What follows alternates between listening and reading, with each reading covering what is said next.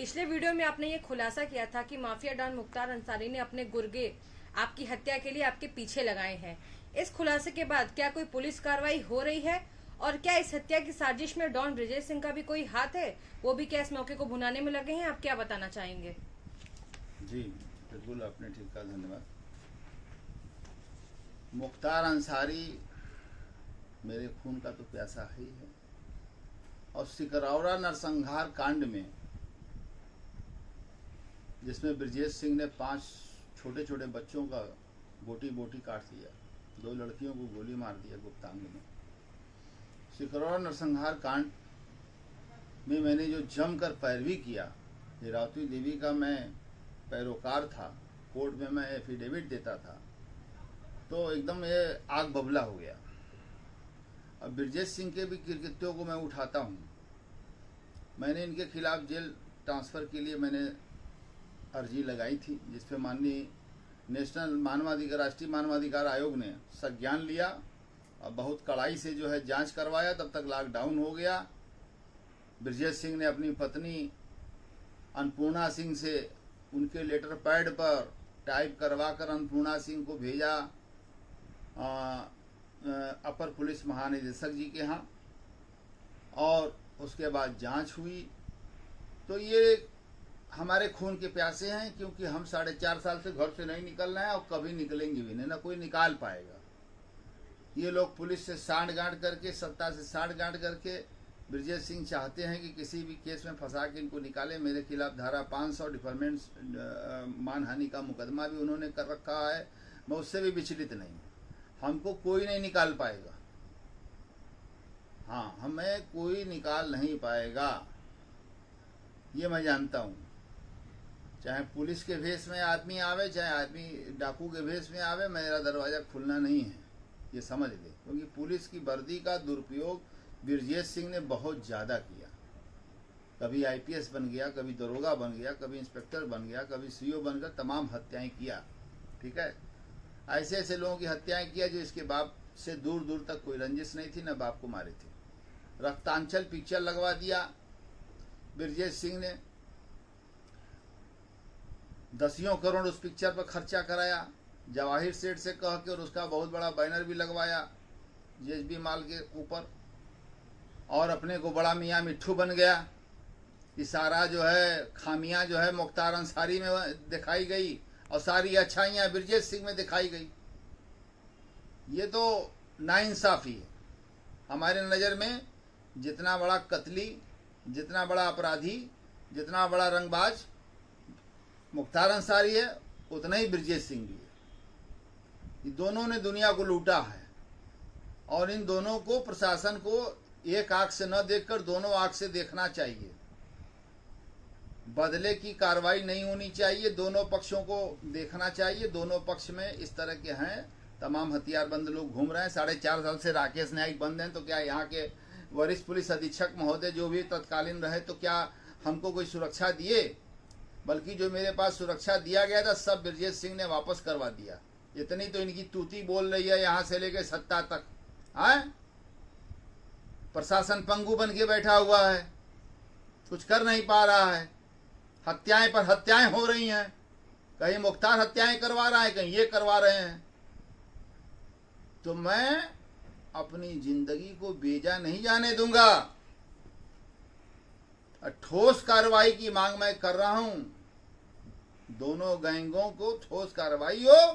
सारे माफिया उत्तर प्रदेश के जेल से स्थानांतरित कर दिए गए। भारतीय जनता पार्टी की सरकार बनने के तुरंत बाद एक्शन में सारे माफियाओं को ट्रांसफर किया गया, लेकिन ब्रिजेश सिंह को का स्थानांतरण सेंट्रल जेल से नहीं किया गया। 2-2 बजे रात तक मुलाकात चलती है। डिप्टी सुपरिटेंडेंट का कमरा खाली कराकर उसमें इनको टीवी लगाकर, वीसीआर लगाकर दिया गया है। बाकायदा सोते हैं, इनकी वाइफ भी जाती है, रात रात भर लोग रहते हैं, गाड़ियां भी अंदर खड़ी रहती है। जेल के सामने होटल भी इन्होंने लिया है। तमाम इनके हथियारबंद लोग घूमते रहते हैं, हमको मारने पर लगे हुए हैं। जितना मुख्तार अंसारी लगाया है उसका दुगना स्कूटर ये भी लगाया है ब्रिजेश सिंह। तो ब्रिजेश सिंह के प्रति क्यों इतनी सहानुभूति है, मेरे समझ के बाहर है। हैं? आपने सरकार, प्रशासन और ह्यूमन राइट कमीशन से भी उन ब्रिजेश सिंह के जेल स्थानांतरण की बात की थी, मांग की थी। उस मांग के बारे में अभी क्या बताना सिर्फ चाहेंगे? हमने मांग नहीं की थी। तत्कालीन वरिष्ठ पुलिस अधीक्षक महोदय की रिपोर्ट पर जिलाधिकारी महोदय ने डीजी जेल को कवरिंग लेटर लगाकर ब्रजेश सिंह को दूरस्थ जेल पर स्थानांतरित करने की मांग किया। वो पूरा नहीं हुआ। फिर दोबारा दूसरा लेटर एसएसपी महोदय ने बनाया, डीएम साहब ने उसको फॉरवर्ड किया अपना लेटर लगा के, और उसके बाद टाइम फिक्स हो गया, ट्रांसफर नहीं हो रहा। दो आईपीएस, दो आईएएस उन्होंने लिखा, कोई असर नहीं है, सब बेअसर है। गुंडागर्दी चरम पर चल रहा है देश में, कोई सुरक्षित नहीं है, कोई सुरक्षित नहीं है। ऑर्गेनाइज्ड क्राइम का कमर तोड़ना होगा, रीढ़ की हड्डी स्पाइनल कार्ड तोड़ना होगा। मैं माननीय अमिताभ यश साहब से कहना चाहता हूं, जिनके ऊपर मुख्तार अंसारी ने आरोप भी लगाया, अनर्गल आरोप लगाया। अमिताभ यश साहब उत्तर प्रदेश के ऐसे सीनियर आईपीएस हैं जो एक पैसे का रिश्वत नहीं लेते हैं, एक पैसे के भ्रष्टाचार के आकंठ में वो नहीं डूबे हैं। बेहद ईमानदार, कर्तव्यनिष्ठ परायणता उनके अंदर देखी जाती है। वो अपराधियों पर, सरगनाओं पर एकदम टूट पड़ते हैं, और उन्हीं की देन थी अमिताभ यश साहब की कि उनको लगाया गया ददुआ एनकाउंटर में। और ददुआ कोई मामूली डाकू नहीं था, अमिताभ यश साहब ने ददुआ का एनकाउंटर किया। उसके बाद ठोकिया का एनकाउंटर हुआ, बांदा एकदम शांत हो गया। अमिताभ यश साहब जहां भी पोस्ट हुए वो किसी को नहीं समझते हैं, क्या मंत्री, क्या विधायक, क्या सत्तापद, कुछ नहीं। जो नियम कानून से काम होता है, गरीब अगर उनके पास आंसू लेकर पहुंच गया तो उसके साथ न्याय होता है। मैं माननीय श्री अमिताभ यश साहब जो आईजी एसटीएफ हैं उत्तर प्रदेश के, मैं उनसे मांग करता हूं कि दोनों गैंगों के, ब्रजेश सिंह और मुख्तार अंसारी, विनीत सिंह, सुभाष ठाकुर जो बीएचयू के अंदर से अपना रैकेट चला रहा है, पूरा बंबई तक गोली मरवा रहा है, और सुशील सिंह विधायक, ये सारे लोगों के खिलाफ सघन कार्रवाई होनी चाहिए। और डाकू उमाशंकर विधायक रसड़ा, ये विनीत सिंह को पाल रखे हैं, छत्रबली सिंह को पाल रखे हैं, सुशील सिंह को पाल रखे हैं पैसे पर। ये भी जो है क्राइम करवाता है। जो ठेकेदार इसके खिलाफ खड़ा होने की चेष्टा करता है उसको मरवा देता है। तो इस पर भी ध्यान देने की जरूरत है माननीय अमिताभ यश साहब को, एसटीएफ के लोगों को। और एक विपिन राय साहब इंस्पेक्टर हैं जो पकड़ लाए, अमिताभ यश साहब के नेतृत्व में निर्देश मिलते ही पकड़ लाए, खोज लाए, मध्य प्रदेश से जवाहर सेठ को निकाल लाए और गिरफ्तार करके जेल भेज दिया। ऐसे अधिकारी की जरूरत है, ऐसे इंस्पेक्टरों की जरूरत है, विपिन राय साहब जैसे इंस्पेक्टर की जरूरत है। अगर ऐसे लोगों को सही जगह पर नहीं बैठाया गया तो मैं समझता हूं जंगल राज आ जाएगा। मैं किस बात का झेल रहा हूं 4.5 साल से अपने घर के भीतर एक कमरे के अंदर। कोई एलआईयू, कोई आईबी का अधिकारी बता दे कि मैं 4.5 साल में कहीं बाहर निकला हूं तो मैं जो नहीं सो कहूंगा।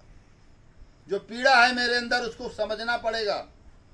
माननीय मुख्यमंत्री जी को भी, वाराणसी के लोकप्रिय सांसद माननीय मोदी जी को भी समझना पड़ेगा कि एक व्यक्ति की पीड़ा क्या है?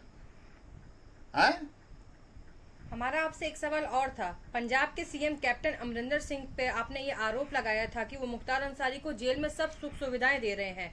एमपी एमएलए कोर्ट इलाहाबाद के आदेश के बाद भी पेशी नहीं हो रही है, क्या वजह है इसके पीछे? इसकी वजह यह है कि मुख्तार अंसारी के दादा डॉक्टर मुख्तार अहमद अंसारी, उन्होंने इंडियन नेशनल कांग्रेस के अध्यक्ष थे और स्वतंत्रता संग्राम सेनानी भी थे।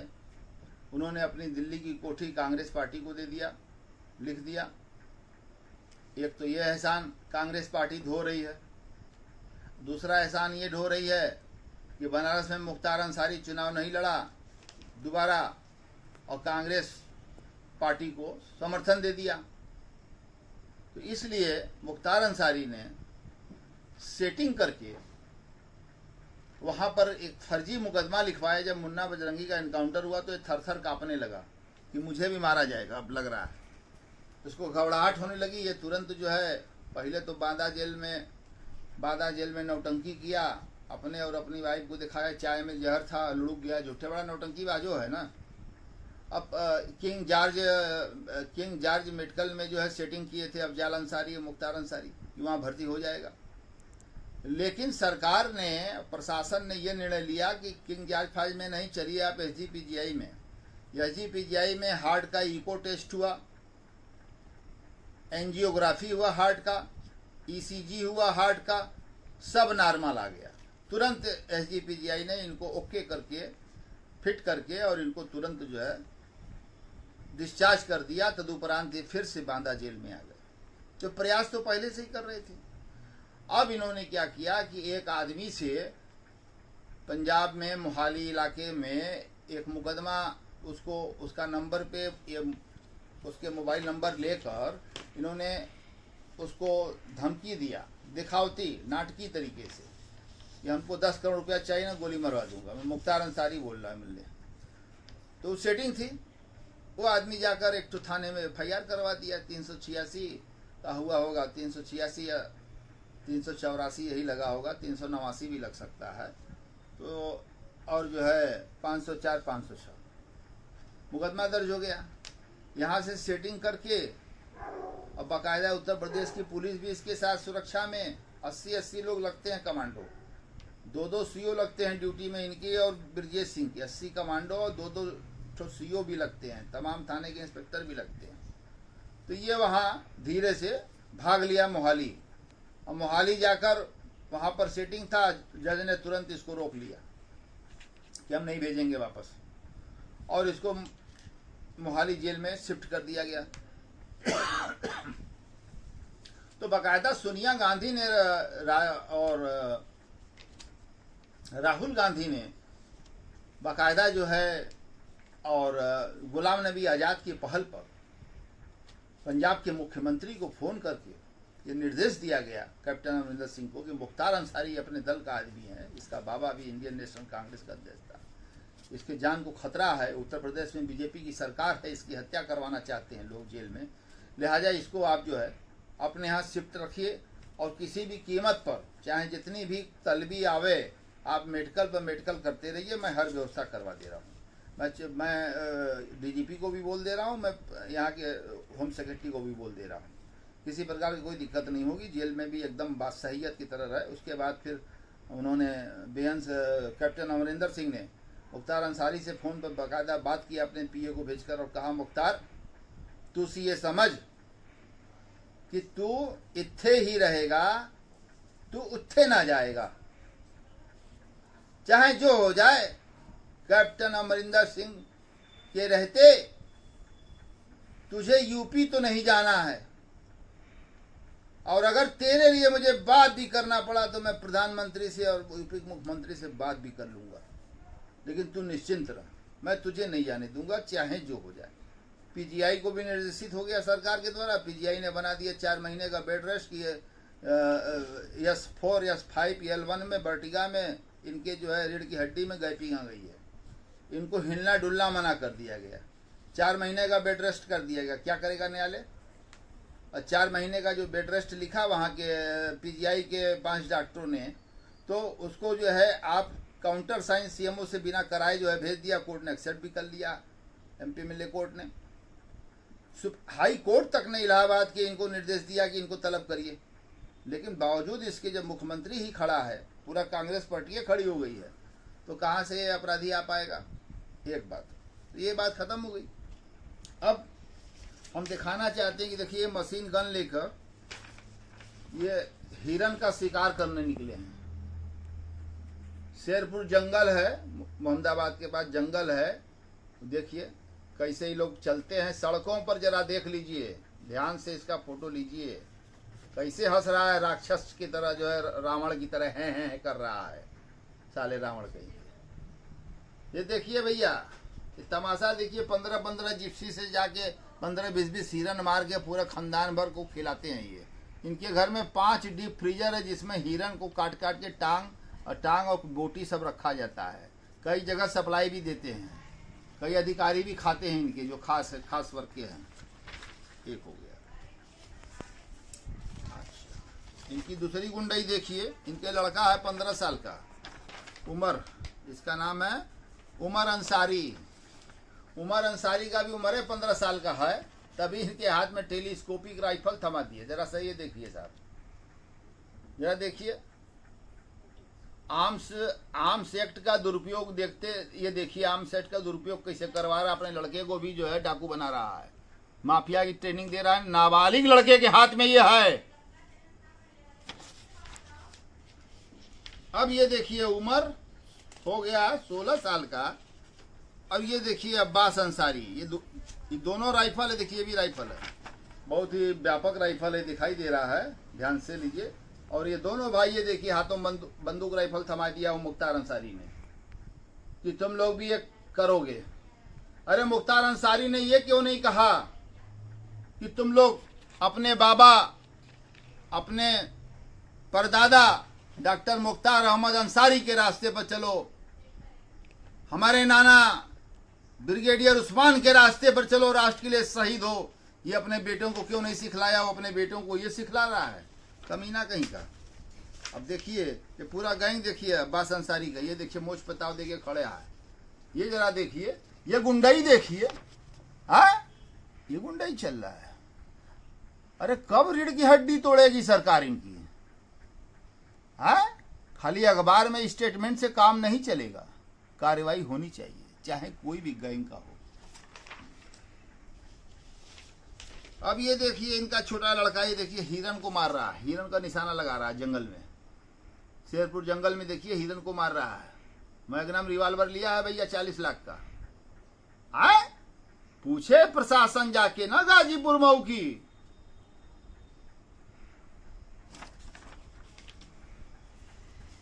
ये देखिए ये जंगल में, ये देखिए हिरन और उसको मार रहा है, घड़रोज को। ये सब घड़रोज और हिरन बहुत तेज खाते हैं। अगर 3 दिन मुख्तार अंसारी और अफजाल सिगवतुल्ला और उनके लड़के अगर हिरन का मांस नहीं मिला 3 दिन, तो चौथे दिन ये बेहोश हो जाएंगे, इनकी भूखे मर जाएगी। हिरन मार रहे हैं, प्रतिबंधित जानवर है। हिरन में सलमान खान चले गए जेल, आज तक मुकदमे लड़ रहे हैं। नवाब पटौती कैप्टन थे, वो भी जेल चले गए थे, इंडियन क्रिकेट टीम के थे। सोचते सोचते हार्ट फेल हो गया नवाब पटौती का। ये हिरनबाजी देखिए, ये देखिए जरा, ये देखिए साहब, ये अपने लड़कों को देखिए कौन सा ट्रेनिंग दे रहे हैं।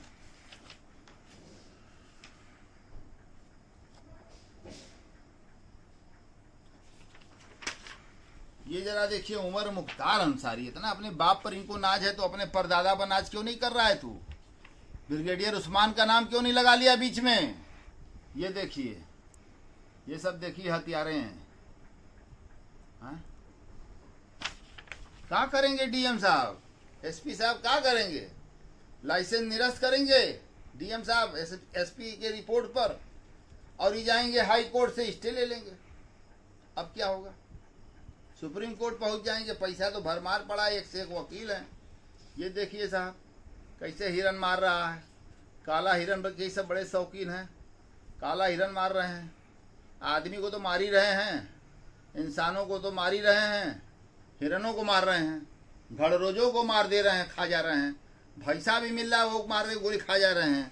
आदमी मिल रहा है, उसको भी मार के साले पका के बोटी बोटी आदमी खा गए साले, कितना पचा लिए ये सब। तो जब इनके लीवर का टेस्ट होगा तो आपको उससे पता चल जाएगा। लीवर एब्जॉर्ब जो नहीं कर पाता है तो वो लीवर में डिपॉजिट होता है हर प्रकार का कोलेस्ट्रॉल। कोलेस्ट्रॉल जो है वो 5 प्रकार का होता है, serum cholesterol, HDL cholesterol, LDL cholesterol, VLDL cholesterol, triglyceride cholesterol. तो ये पता चल जाएगा कि किस पशु का कोलेस्ट्रॉल इनके अंदर है और किस आदमी का माल है।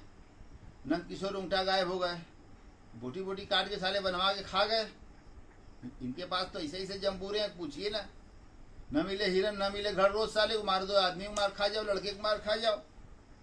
अब देखिए सलमान खान साहब, ये बहुत बड़े इंडस्ट्रीज की देखिए हीरो हैं, लेकिन हमारी नज़र में जीरो हैं। ये देखिए हई कृष्णानंद राय को मारा था, हई जो है दिखा रहा है क्या नाम हुआ इसका है, मंसूर अंसारी, इसके चाचा का लड़का है मुख्तार अंसारी के। देखिए सलमान खान के कंधे पर हाथ रखा तो उनके आगे के बाले उड़ गया। ये तमाशा देखिए जबरी। उनके घर पर एक भोज हुआ था, ये मुख्तार अंसारी हैं, सलमान खान बीच में हैं। दाऊद इब्राहिम के निर्देश पर सलमान खान को जो है भोज रखना पड़ा, मुख्तार अंसारी का स्वागत करना पड़ा उनके दबाव में। ये भी फोटो देख लीजिए, सलमान खान के साथ पूरा गैंग में खड़ा है। आई देखिए, आई बेहाई की हंसी हंस रहा है मछुआ।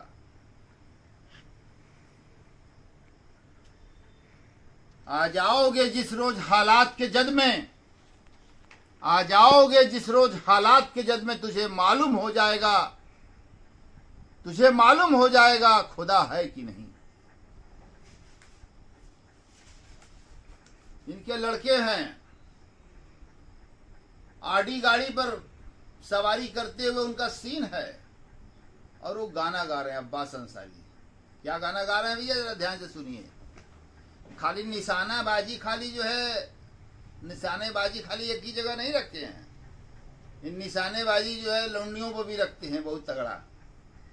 तो ये गाना गा रहे हैं ऑडी गाड़ी, 5 करोड़ की गाड़ी में बैठकर। काली काली जुल्फों के फंदे न डालो, काली काली जुल्फों के फंदे न डालो, हमें जिंदा रहने दो ऐ हुस्न वालों। काली काली करे, काली काली फंदे न डालो, हमें जिंदा रहने दो ये हुस्न वालों। और ये हुस्न वाली ने इनको स्वीकार कर लिया, इनका शादी तय हो गया, फंदा फंस गया, फंदा फंस गया। अब ये देखिए साहब, ये बाबू ब्रजेश सिंह जिसे लग रहा है कोई आईपीएस अधिकारी है। इनको देखिए, मुहम्मा देखिए कैसा टेढ़ बेड़ साले का है, मेढक की तरह ताक रहा है, जिबिया बहरे निकाल ले साले। एकरे बगलिया में ही देखिए, योगी जी की सरकार ने इसको बर्खास्त किया। रतन सिंह यादव महाभ्रष्ट, पुलिस का महाभ्रष्ट दरोगा था, आउट ऑफ टर्न प्रमोशन पाया, फिर उसके बाद जो है सीओ बन गया। ये मुलायम सिंह अखिलेश यादव का चरण रज लेकर पूरी उत्तर प्रदेश को लूट लिया है साले ने। ये देखिए कैसे, ये देखिए इनको बुलेट प्रूफ जैकेट इतनी फट रही है, पुट पुट पुट पुट। हाँ, ब्रजेश सिंह गा रहे हैं बुलेट प्रूफ जैकेट पे, धक धक करने लगा मोरा जियरा डरने लगा। जियरा डरने लगा तो साले बुलेट प्रूफ पहन रहे हो, इतनी गाड़ तुम्हारी फट रही है ब्रजेश सिंह। सेंट्रल जेल को तुम साले रंडी खाना बना के रखे हो। करते हैं सुप्रीम कोर्ट में आर्टिकल 32 में याचिका, पीआईएल करते हैं, बताते हैं क्या चल रहा है, किस तरीके से लोग जी मरे जा रहे हैं, कितने लोग फांसी फंदा लगा लिए। ये है ब्रजेश सिंह, फट रही है एकदम, फड़फड़ फड़फड़। क्या गोली चलाते थे बे, बड़ा आए थे रक्तांचल, बारे पूर्वांचल, बदल के नाम हो गया रक्तांचल। पैसा दे के 10 करोड़ का पिक्चर बनवा रहे हो, अपने को दिखा रहे हो इनोसेंट हैं। अपने बाप के बदला जितने लोगों का था सब तुमने लेने के बाद, कुछ को पुलिस ने मारा, कुछ को तुमने मारा, एक को सुशील सिंह ने मारा, और उसके बाद भी तुम 250 मर्डर किए हो ब्रजेश सिंह, पूरे हिंदुस्तान की सरजमी पर जा जाके, और रंगदारी उतारे हो।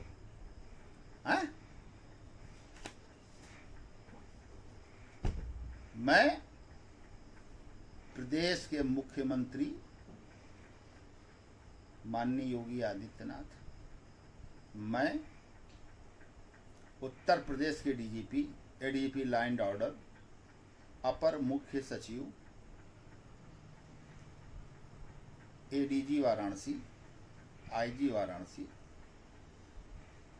से मांग करता हूं कि कठोर से कठोर कार्रवाई हो, दोनों गैंगों के सब असलहे जब्त हों, गैंगस्टर एक्ट में दोनों गैंग के लोगों को डाला जाए, कार्रवाई किया जाए। और 2 बार तत्कालीन एसएसपी और जिलाधिकारी महोदय ने ब्रजेश सिंह के दूरस्थ स्थानांतरण करने की मांग किया, वो मांग पूरी हो ताकि आईपीएस और आईएएस का और पुलिस का मनोबल बढ़े, और उनका मनोबल बढ़े और उनका हौसला बुलंद हो सके। तो हमारे ख्याल से सभी बात मैंने आपसे बता दिया, कह दिया, दिखा दिया। तो इनकी वाइफ के नाम से एक मैग्नम का रिवाल्वर लाइसेंसी है। मैग्नम का रिवाल्वर स्टील की तरह चमचमाता हुआ होता है।